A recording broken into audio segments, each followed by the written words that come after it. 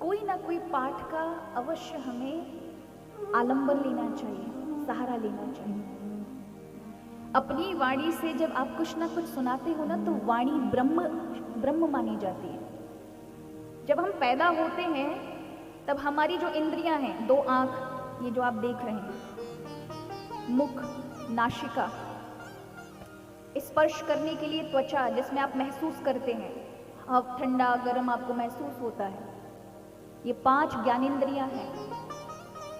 फिर से सुने, आंख है जिससे आप संसार, इन 5 इंद्रियों से ही आप संसार का सब ज्ञान ले रहे हैं। ये संसार भी आपको तब तक प्रिय लग रहा है जब तक ये 5 इंद्रियां चल रही हैं, और 5 की 5 इंद्रियां इस मुख के ऊपर ही है।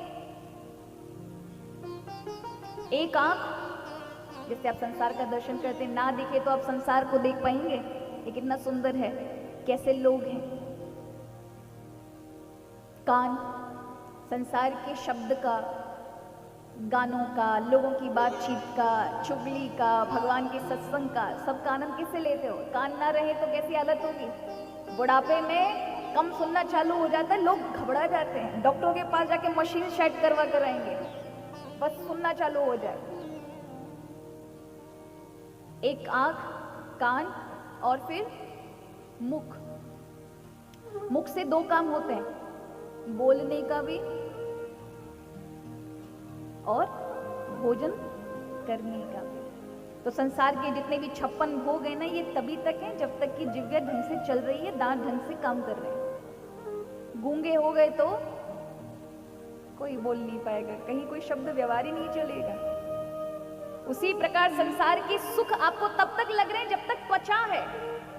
ये त्वचा का अनुभव कि आपको लगा कि इसी में जाके बड़ी ठंडक मिल रही है, अरे गाड़ी में बैठ करके बढ़िया आराम से पहुंच रहे हैं, ये तभी हो रहा है जब ये शरीर त्वचा से संपूर्ण, त्वचा हट जाए, अनुभव करने के लिए मन हट जाए, तो फिर आप वो केवल और केवल कान है।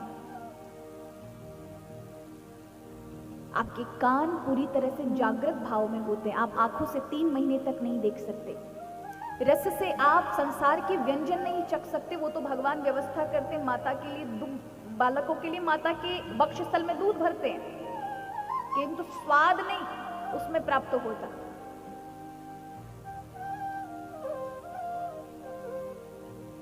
बच्चे को ठंडा गरम लग रहा है, वो बता नहीं सकता।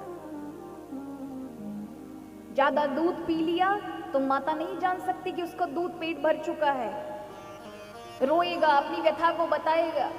तो बालपन बहुत सुप्त अवस्था होती है जिसमें अज्ञान भी होता है, सिर्फ एक इंद्रिय होती है और वो शब्द है, वही जागृत भाव में होता है। इसलिए हमारे यहाँ जब नाल काटी जाती है बालक की, माँ के गर्भ से निकलते ही जो नाल माँ के साथ आती है, उसका कटने के समय ही जातकर्म संस्कार होता है, जिसमें बालक के कान में भगवान का नाम लेना चाहिए। कोई भी, अगर आप हो सके किसी अच्छे ब्राह्मण को बुलाइए और सुंदर वेदों की श्रुतियों का उसके कानों में छोटे छोटे शब्द जाने चाहिए, ब्रह्म के शब्द जाने चाहिए, क्योंकि वो चेतना ब्रह्म से ही निकल कर आई है।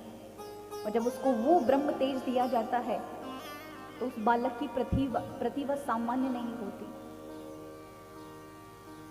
कोई भी शब्द उसके समक्ष से निकलेगा वो तुरंत से पकड़ लेगा।